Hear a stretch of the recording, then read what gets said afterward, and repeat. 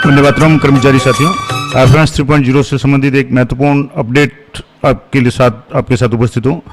जैसे कि आपको पता है, जो भी नवनियुक्त कार्मिक होते हैं, चयनित होते हैं, उनकी आईएफएमएस 3.0 पे सबसे पहले आईडी बनानी पड़ती है और उस एम्प्लॉय आईडी बनाने के संदर्भ में जो भी रिक्वेस्ट भेजा जाता है एचओडी को भेजा जाता है और एचओडी द्वारा अप्रूव होने के बाद ही कर्मचारी की आईडी तुरंत हाथों हाथ तैयार हो जाती है। अब इस संबंध में जो नया लेटेस्ट निर्देश क्या जारी किया गया है, बहुत इंपॉर्टेंट है।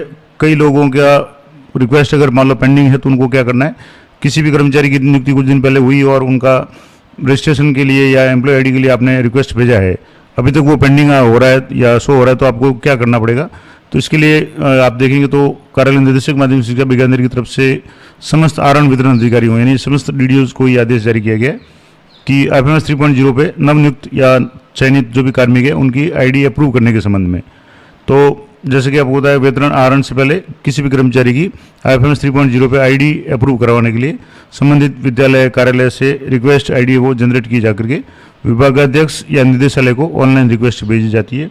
और ये सारा काम डीडीओ के जो भी आपके जिनके पास डीडीओ रोल होता है, आहरण वितरण अधिकारी, उनके एसओ में जाकर के आईएफएमएस 3.0 में जाकर के बाद में एच रोल से ये काम होता है। अब लगभग निदेशालय की तरफ से उसी दिन जिस दिन आप आईडी भेजते हैं, अगर सारे डॉक्यूमेंट सही है तो आईडी का निस्तारण करके उसी दिन आईडी जनरेट हाथों हाथ हो जाती है। अब इसमें अब क्या क्या कुछ जो अपडेट है, किन बातों का आपको ध्यान रखना है, और सबसे बड़ी बात कि एचओडी को आपको किसको सेलेक्ट करना है वो मैं आपको बताऊंगा, और कैसे करना है ये भी आपको बताऊंगा। तो कार्यालय या विद्यालय द्वारा नवनियुक्त जो भी कार्मिक है उनकी आईडी जो जनरेट करनी है तो उसका रिक्वेस्ट है जनरेट करके अप्रूव है तो एचओडी को भेजी जाती है। अब इसके साथ में एक तो ये ध्यान रखना है कि आपको आवश्यक दस्तावेज है वो रंगीन और स्पष्ट छाया प्रति मान्य नहीं होगी, यानी ओरिजिनल डॉक्यूमेंट उसकी पीडीएफ बना करके कलर में पीडीएफ साइज में 2 MB तक बना करके आपको ऑनलाइन सबमिट करनी है।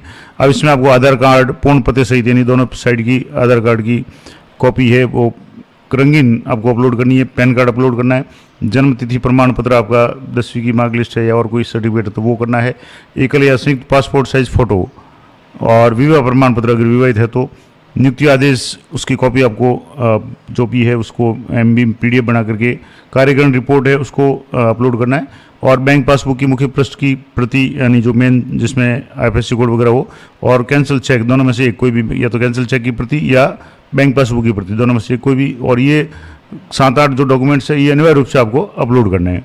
अब ये तो हो गया। अब आपने मान लो पहले रिक्वेस्ट भेजा हुआ है या अपने रिक्वेस्ट भेजेंगे तो क्या ध्यान रखना है, तो शासन के प्रासंगिक पत्रानुसार श्रीमती डॉक्टर ज्योति बाला व्यास वित्तीय सलाहकार का पदस्थापन है वो माध्यमिक शिक्षा निदेशालय बीकानेर में वित्तीय सलाहकार के रिक्त पद पे किया गया है, यानी कुछ दिनों से ये पद रिक्त था।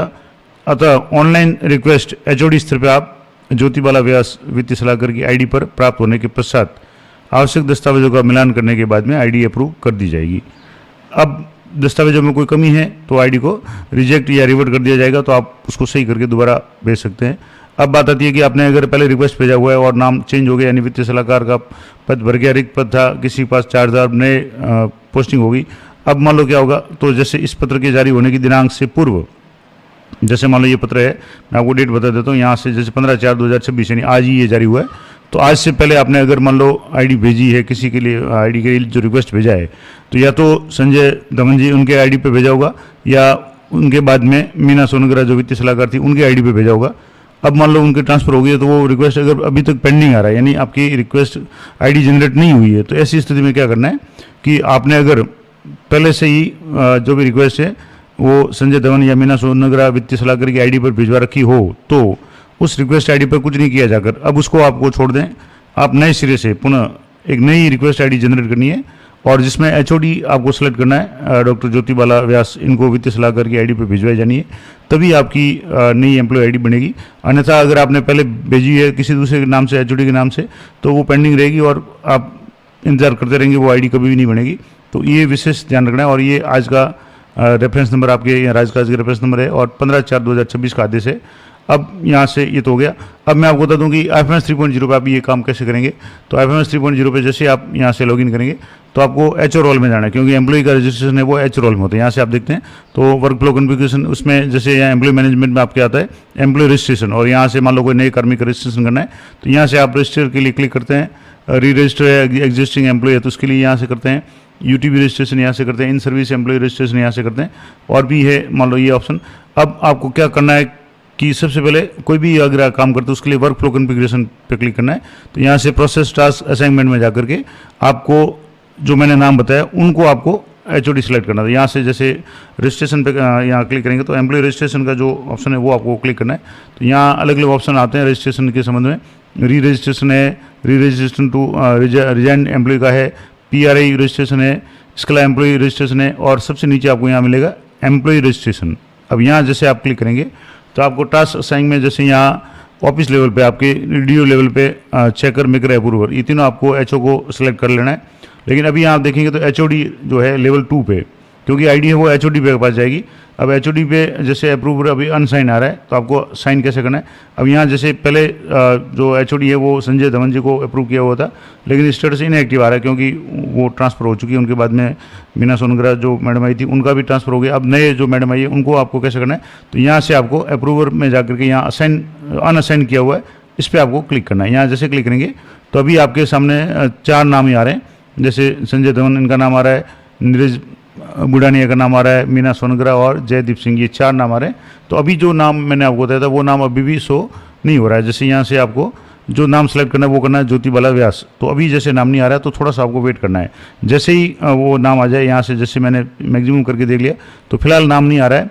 तो जैसे ही आप उसको कुछ देर बाद में, क्योंकि मैं अभी वीडियो बना रहा हूँ ये लेटेस्ट आदेश है तो हो सकता है शाम तक ये अपडेट हो जाए, तो यहाँ से आपको सर्च करके ज्योति बाला व्यास नाम से यहाँ सर्च करना है और उनके नाम के आगे यहाँ रोल असाइन पे आपको क्लिक करना है। ये करने के बाद जब आप किसी भी एम्प्लॉय की ID का रिक्वेस्ट भेजेंगे तो वो जा करके अप्रूव हो जाएगा और उनकी ID है वो कार्मिक की उसी दिन हाथों हाथ या कुछ घंटों में अप्रूव होकर के ID बन जाएगी।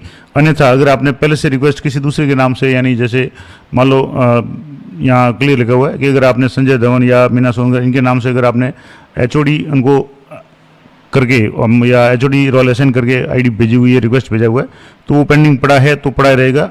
अगर स्वीकृत हो गया तब तो कोई समस्या नहीं है। तो आप ये जरूर ध्यान रखें कि अगर मान लो आपके पेंडिंग है तो उसको रहने दें और नया रिक्वेस्ट है वो जनरेट करें, और उससे पहले आप HOD के रूप में डॉक्टर ज्योति बाला व्यास वित्तीय सलाहकार इनको आपको HOD का रोल है वो आपको यहाँ से असाइन कर लेना है। अभी नाम नहीं आ रहा तो थोड़ा सा वेट करें, जैसे नाम आ जाए इसको आप असाइन कर लें। उसके बाद में आप जो भी रिक्वेस्ट भेजेंगे वो क्लियर हो जाएगा, सारे डॉक्यूमेंट्स साथ में लगाएंगे। तो ये थी महत्वपूर्ण जानकारी, आशा करता हूँ आपकी उपयोगी रहेगी। और इसी तरह के लेटेस्ट अपडेटेड जानकारी के लिए चैनल पर बने रहें। मिलते हैं नेक्स्ट वीडियो में, तब तक जय हिंद, जय भारत।